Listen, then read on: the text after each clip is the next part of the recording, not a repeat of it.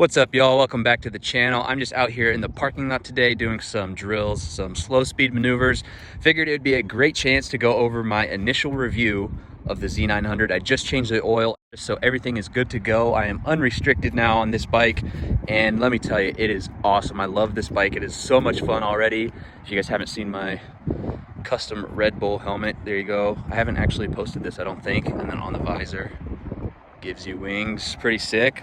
But yeah, guys, the Z900 is a beast. I absolutely have loved every second of this bike so far. It's a very, very good upgrade, I think, from the 500. If I would have gotten like a 650 or something similar to that, you know, I think it would be a good upgrade, but I think this is more like long-term, something that I will definitely hold on to. Like, look at the colors of this thing. This is so sick. So this is a 2021 model. Like I said, I just put 600 miles on it. And honestly, the thing I like most about this bike so far would be the handlebars compared to the clip-ons. I know, you know, engine size and everything plays a big factor, but I just love the feel of the handlebars instead of the clip-ons like the 500R. Next thing that I really like about this bike is the dual disc front brakes. Now I know these are just Nissan calipers, they're not super premium quality, but they do have quite a bit of stopping power, especially compared to my 500R coming from a single disc front brake. So the amount of stopping power is dramatically increased from what I'm used to, and I've been pushing it pretty hard, and the ABS doesn't seem to kick in very early, if at all, so you can really ride this thing pretty hard without having the extra technology overtake the bike. So this Z900 is 948 cc's, 124 horsepower. The engine's actually very reliable. These Japanese bikes nowadays, it's hard to find a bike that's not super reliable. I haven't had any issues. Obviously, it's still pretty early. But like with anything, if you take care of this engine, it's going to take care of you. You're not going to have a whole lot of issues. But the power is very linear in this bike all the way through the rev ranges. It's just very smooth. Even in the lower RPMs, when I'm out here practicing, doing a lot of low-speed maneuvers and drilling, it's still very smooth. I don't have much problem with jerkiness, and the clutch is very smooth too. The slipper clutch plays a huge difference.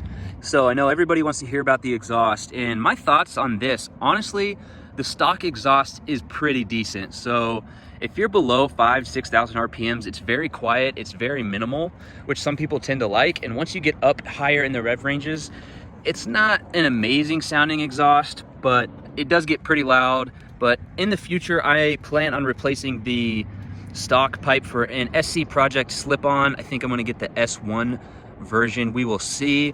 And then later on down the road, I would like to get a whole new system. So we'll get rid of that huge cat down there, the bread box, whatever you wanna call it, and save ourselves like 30 pounds. So one thing that I have noticed that I don't actually like about this bike, and that is the Dunlop Sport Max Road Sport 2 stock tires. They have a decent amount of grip, but if I get on the throttle pretty heavy coming out of a turn, I can feel these things slip all the time.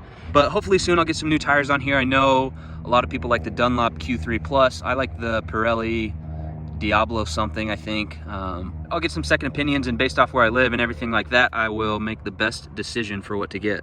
So one thing you have to absolutely love about this bike, and that is the TFT Dash. I think it's the perfect size. It's not too big, it's color, and just the layout is very simple. Like, obviously you got your speed, you got your tachometer, your gear, riding mode, fuel, odometer, which you can switch with this selector here, up, down, and then select. You can change odometer, trip A, trip B, and down here you can change your average miles per gallon, range, and all that fun stuff. So the Dash is really cool. You can customize a lot of things. If you hold these two buttons on the side, it brings you into a menu. You can change a bunch of different stuff and customize your settings.